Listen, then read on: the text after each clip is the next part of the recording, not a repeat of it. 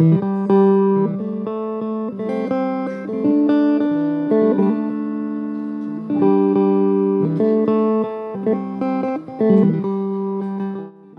ክላስ በብዙ ጉዳዮች አጋጣሚ ዓለም አቀፍ ጉዞዎችን አደርጋለሁ። ረጃጅም የሚባሉ የአውሮፕላን ጉዞዎችን አድርጌ ያውቃለሁ።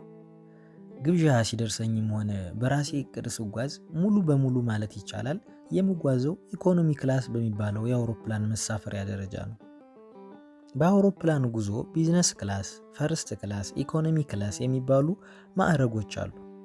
ቢዝነስ ክላስ መስተንግዷቸው፣ የመቀመጫው ስፋትና ምቾት ከፍ ያለ ቢሆንም ዋጋው እጅግ ውድና ኢኮኖሚ ክላሱ ከሞላ ጎደል እጥፍ ሊሆን ይችላል። ምቾቱን ገብቼ ባላየውም በአንድ አውሮፕላን ውስጥ እጥፍ ከፍሎ በቢዝነስ ክላስ መጓዝ ቅንጦት ይመስለኛል፣ ገንዘብን የማባከን ያህል።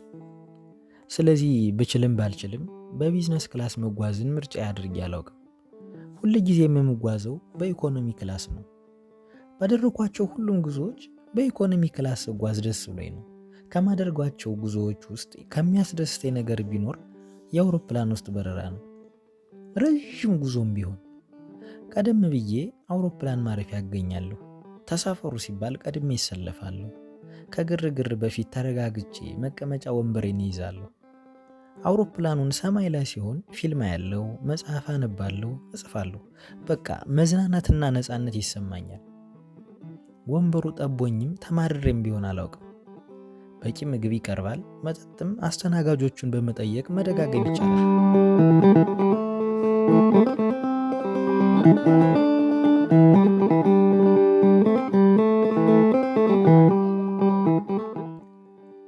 በአንድ ወቅት ታዲያ ወደ ደቡብ አፍሪካ ጆሃንስበርግ ከተማ ለስራ ጉዳይ ለመሄድ ቦሌ አውሮፕላን ማረፊያ ስደርስ ድንገት ዛሬ እንኳን ለምን በቢዝነስ ክላስ አልሄድም አልኩኝ። ምን እንደነካኝ አላውቅም፣ ግን ዝም ብሎ ሁኔታውን የማየት አዲስ ነገር የመሞከር ጠባዬ ያመነጨው መሰለኝ። ስለዚህ ቦሌ አውሮፕላን ጣቢያ ከሚገኘው ትኬት ቢሮ ጎራ አልኩና የመሄጃውን ብቻ ከኢኮኖሚ ክላስ ወደ ቢዝነስ ክላስ አሳደግኩኝ። ተሳፈሩ ተባልና ቅድሚያ ተሰጥቶኝ ወደ ቢዝነስ ክላስ ስገባ የነበረው አቀባበል መስተንግዶ እጅግ ተለየብኝ። ኮትህን ይቀበሉህና በስነ ስርዓት ይሰቅሉታል። መቀመጫው ምቹና ሰፊ ብቻ ሳይሆን እንደ አልጋ ተዘርግቶ ይተኛበታል። ምግቡና መጠጡ በገፍ ይቀርባል። በቃኝ ስትል እንኳን ያግደረድረዋል። የልዑል ያህል ይንከባከቡሃል። የአስተናጋጆች ፈገግታና ትህትና የሌለህን ማዕረግ የሌለህን ክብር የተጎናጸፍክ ያህል ይሰማሃል። በዚህ ሁኔታ በምቾት እየተንፈላሰስኩ የ4 ሰዓት ተኩል በረራ ጨርሼ ደቡብ አፍሪካ ገባሁ።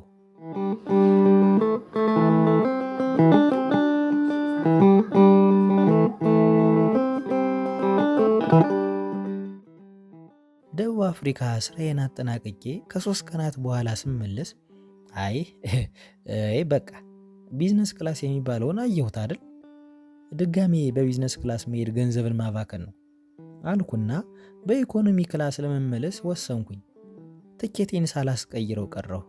ሰዓት ደረሰና አውሮፕላኑ መጥቶ ተሳፈሩ ሲባል እንደተለመደው ወደ አውሮፕላኑ ኢኮኖሚ ክላስ አመራሁ። አውሮፕላን ውስጥ ገብቼ የቢዝነስ ክላሱን ትቼ ወደ ኢኮኖሚ ክላስ ዘልቅ ልክ የፍየልና የበግ ጉረኖ ማደሪያ የገባው ያህል ተሰማኝ። ሰው ሻንጣውን ለማስቀመጥ ቦታ ይይዛል በሚል ይራኮታል። በቃ ትርምስ ነው። ወንበሮቹ እንዴት ጠባብ እንደሆኑ! ኮትህንና ጃኬትህን ጭን ላይ መሸከም ግዴታ ነው። እንቅልፍ ከመጣ እንደ በግና ፍየል በተቀመጥክበት መሸለብ ነው። ምግብ ሲቀርብ ውስን ምርጫ ቢኖርም ለምንዱባን የሚሰጥ ምጽዋት ወይንም ለገዳም መናኝ የሚሰጥ መቁኑን መሰለኝ። መጠጥ መጨመር እንደሚቻል ባውቅም አፍ አውጥተህ መጠየቅ ካልሆነ እባክህ ጨምር ብሎ የሚያግደረድር የለም። በአእምሮዬ ውስጥ የተቀረጸው የቢዝነስ ክላሱ ምስሉ እንዳለ ነው።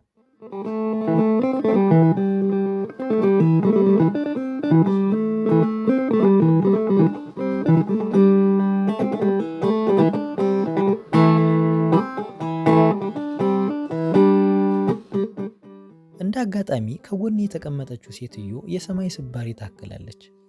ግዙፍ አካሏ ከመቀመጫዋ ተርፎ ትከሻዋና ክንዷ የኔን መቀመጫ ሩቡን ሸፍኖታል። ከእርሷ ጎን ተቀምጬ ለሚያስተያየን ሚስተር ቢን ከአሻንጉሊቱ ጋር ጎን ለጎን ተቀምጦ ሊመስለው ይችላል። እንደምንም ስቅስቄ ተቀመጥኩ። ክንዷን ከከፊል ትከሻዋ ጋር እንደ ባላ ተደግፌ መቀመጥ ግዴታዬ የሆነ። የክንዷ ክብደት የቀረሮ ግንድ ጉማጅ የወደቀብኝ ያህል ይሰማኛል። ቢዝነስ ክላስ እኮ ወንበርህ ከጎን ካለው መንገደኛ መቀመጫ ጋር እንዳይገናኝ ትልቅ ድንበር አለው። ለማውራት ስትፈልግ እንኳን ተንጠራርተህ ነው። ለ4 ሰዓት ያህል ይችን ሴትዮ ተሸክሜ እንዴት ነው ምዘልቀው ብዬ ተጨነቅኩ። እባክሽ እጅሽን ሰብስቢልኝ ብላትም አልሆነም። ሰውነቷ ከወንበሯ ሞልቶ ስለተረፈ ምን ማድረግ ትችላለች? የትስ ትወስደዋለች? እንደ ሻንጣ ቀንሳ ላይ አሰቅለው ነገር። በቃ ተክሼ መውለቁ ነው፣ ወይም ካልሆነ መዛባቱ።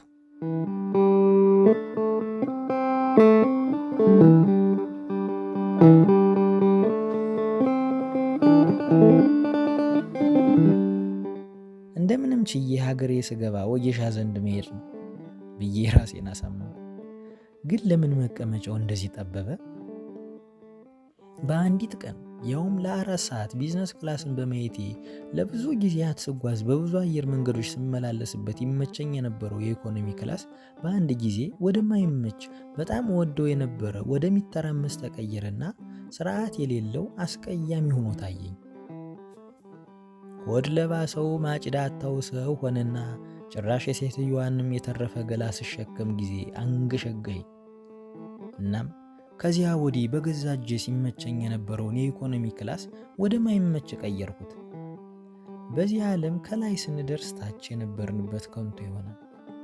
የጨበጥነውን እንረግጣለን፣ ክብር የሰጠነውን እናዋርዳለን፣ ከዚህ በላይ የለም ያልነውን ተራ ነገር እናደርገዋለን።